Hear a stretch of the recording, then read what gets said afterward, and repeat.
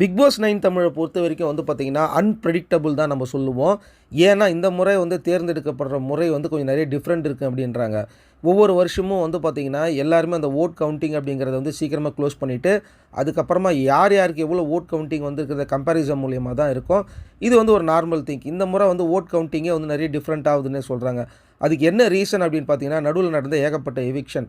ஒருத்தரை வெளியே அனுப்புகிறாங்க அப்படின்னா இவங்களால் இந்த சீசனுக்கு என்ன டிஸ்டர்பன்ஸ் வருது, இவங்க கரெக்டாக ஒர்க் பண்ணுறாங்களா இல்லையா, அது மட்டும் இல்லாமல் ரூல்ஸ் அண்ட் ரெகுலேஷனை ஃபாலோ பண்ணி வந்துக்கிட்டு இருக்காங்களா, இவங்களால் என்னென்ன மாதிரியான கண்டென்ட்லாம் கொடுக்க முடிஞ்சுது, இதை வச்சு தான் ஒவ்வொரு வீக்கும் வந்து பார்த்திங்கன்னா எவிக்ஷனில் வந்து நாம் எதிர்பாராத சில பேரை வெளியே அனுப்பிட்டு இருந்தாங்க. நான் அப்பயே சொன்னேன், இந்த ஓட் கவுண்டிங் முறையில் வந்து பார்த்திங்கன்னா யாரும் வெளில போகிற மாதிரியே தெரியல, இதில் கொஞ்சம் டிஃப்ரெண்ட் தெரியுது, டோட்டலாக அவங்க ஃபார்மேட்டே மாற்றிட்டாங்க அப்படிங்கிறத முதல்ல உடைச்சதே நான் தான்.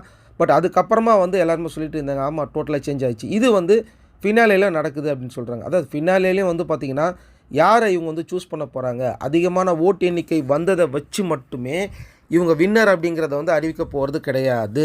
ஆக்சுவலாக நீங்கள் வந்து மேட்ச் பார்க்கும்போது வந்து பார்த்திங்கன்னா வின்னர்னு ஒருத்தங்க இருப்பாங்க, அதுக்கப்புறமா பெஸ்ட்டாக இவங்க வந்து ஃபீல்டிங் பண்ணாங்க, பெஸ்ட்டாக கேட்ச் பண்ணாங்க, அதே மாதிரி பெஸ்ட்டு பேட்டிங், இந்த மாதிரிலாம் நிறைய பிரிப்பாங்க. இங்கேயும் அப்படியே தான். இந்த வீட்டுக்குள்ளே வந்ததுலேருந்து யார் அண்ட் ரூல்ஸ் அண்ட் ரெகுலேஷனை ஃபாலோ பண்ணுறாங்க, பிக் பாஸ்க்கு யார் வந்து ஒழுங்காக ரெஸ்பெக்ட் கொடுக்குறாங்க, இந்த மாதிரியான விஷயத்தை வச்சு தான் இந்த முறை வின்னரை செலக்ட் பண்ணுவாங்க. அப்படிங்கிறத வந்து பார்த்திங்கன்னா இந்த டீம் பண்ண உருப்படியான ஒரே ஒரு வேலை இது மட்டும்தான் நான் நினைக்கிறேன். நான் ஆக்சுவலாக திவ்யா கணேஷ் வந்து வைல்ட் கார்டு ரவுண்டில் வந்தப்போ யாருமே பெருசாக வந்து எதிர்பார்க்கல. அவங்க வர்றாங்க, அதிகமாக பயங்கரமாக கோவப்படுறாங்க, அவங்க சைட்லேருந்து பெருசாக எந்த கேமும் இல்லை அப்படிங்கிற மாதிரி தான் போயிட்டு இருந்தது. ஆனால் போக போக வந்து பார்த்திங்கன்னா திவ்யா கணேஷ் எல்லாருமே சமாளிக்க ஆரம்பித்தாங்க. எல்லார்கிட்டையும் வந்து பார்த்திங்கன்னா பேலன்ஸாக போகாமல் என்னென்ன விஷயம் இருக்குதோ அதை வந்து போல்டாக பேச ஆரம்பித்தாங்க. அதன் மூலமாக அவங்களுக்கு கொஞ்சம் எக்ஸ்ட்ரா ஃபேன்ஸ் வந்துடுச்சு. இதில் இன்னொரு விஷயமும் இருக்குது, ஃபேன்ஸ் யாரெல்லாம் அடிக்கணும்னு தோணுச்சோ அவங்க எல்லாரையும் இவங்க அடித்தாங்க. அப்படிங்கிறதுனால தான் ஃபேன்ஸ் மத்தியில் வந்து பார்த்திங்கன்னா நம்ம செய்ய முடியாததை வந்து ஒரு பொண்ணு செய்கிறா, அதனால் இவங்களுக்கு வந்து பார்த்திங்கன்னா கொஞ்சம் அதிகமான ஃபேன்ஸ் வந்து இன்க்ரீஸாக ஆரம்பித்தாங்க. நடுவில் இவங்க எவிக்ட் ஆகி போகிற மாதிரியான சில சிச்சுவேஷனும் அமைஞ்சுது. பட் அதுலேருந்தும் வெளில வந்தாங்க. ஏகப்பட்ட பிரச்சனைகள், ஏகப்பட்ட ப்ராப்ளம், உள்ளே இருக்கிற கண்டஸ்டண்ட்டே வந்து பார்த்திங்கன்னா வெளியே அனுப்பின சொல்லுவாங்களே முதல்ல குத்துற மாதிரியான சீக்வன்ஸும் நிறைய நடந்துக்கிட்டு இருந்தது. இதுக்கு நடுவில் தான் வந்து பார்த்திங்கன்னா ஓட் வேரியேஷன் வந்து நிறைய பிரிஞ்சிட்டே இருந்தது. நான் அடிக்கடி வீடியோ போட்டுகிட்டே இருந்தேன். இந்த ஃபினாலே ஓட் அப்படிங்கிறது வந்து மாறி மாறி வருது, ஏகப்பட்ட டிஃப்ரென்ஷியேட்ஸ் எல்லாம் வந்துக்கிட்டு இருக்குது. அதுக்கு காரணம் பிபி வீட்டுக்குள்ளே இருந்து வெளில போன சில பேர் பார்த்த வேலைகள். இவங்கெல்லாம் வின் பண்ணிடக்கூடாது அப்படின்ற காரணத்துக்காக இவங்களே உள்ளே இருந்து வெளில போன சில பேர் வந்து பார்த்திங்கன்னா கார்னர் பண்ணிகிட்டு இருந்தாங்க. வேறு ஒரு மூலியமாக சோஷியல் மீடியா ஹேண்டில் பண்ணுற பல பேர் மூலயமா வச்சு வந்து பார்த்திங்கன்னா இவங்க வின் பண்ணக்கூடாது, இவங்கெல்லாம் வேஸ்ட்டு, இவங்கெல்லாம் வின்னர் ஆக மாட்டாங்க அப்படிங்கிறத வந்து பார்த்திங்கன்னா அவங்களே உருட்டிகிட்டு இருந்தாங்க. யார் வெளியில் போய் இதை பண்ணுது அப்படிங்கிறத உங்களால் முடிஞ்சால் கமெண்ட் செக்ஷனில் கமெண்ட் பண்ணுங்கள்.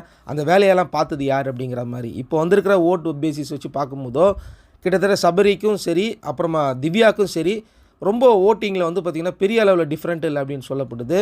பெரிய அளவில் டிஃப்ரெண்ட் இல்லை, ரெண்டு பேர் போத் ஆர் ஈக்குவல் அப்படிங்கிறத சொல்ல முடியாது. சின்ன ஒரு மைனட்டாக சொல்லுவாங்கள்ல, அந்த மாதிரி தான் சின்ன சின்ன டிஃப்ரெண்ட்டில் தான் வந்திருக்குது.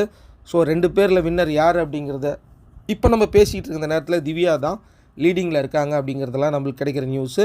So almost done.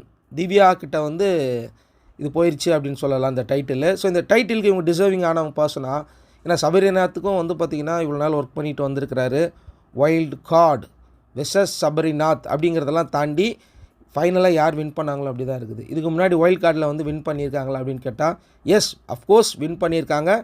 யாருன்னு உங்களுக்கு தெரியும்ல, அவங்க யாருங்கிறத கமெண்ட் செக்ஷனில் கமெண்ட் பண்ணுங்கள். நீங்கள் யாருக்கு ஓட் பண்ணீங்க? அடுத்த வீடியோ வரப்போது, அந்த வீடியோ யாரை எவிக்ட் பண்ண போகிறாங்க, யார் ஃபஸ்ட் எவிக்ஷன் அப்படிங்கிறத சொல்ல போகிறோம். ஸோ 99% திவ்யா கணேஷோடைய நேம் வந்துருச்சு. அந்த 1% என்னங்கிறத தொடர்ந்து அப்டேட் பண்ணுற ஃபாலோ பண்ணுங்கள்.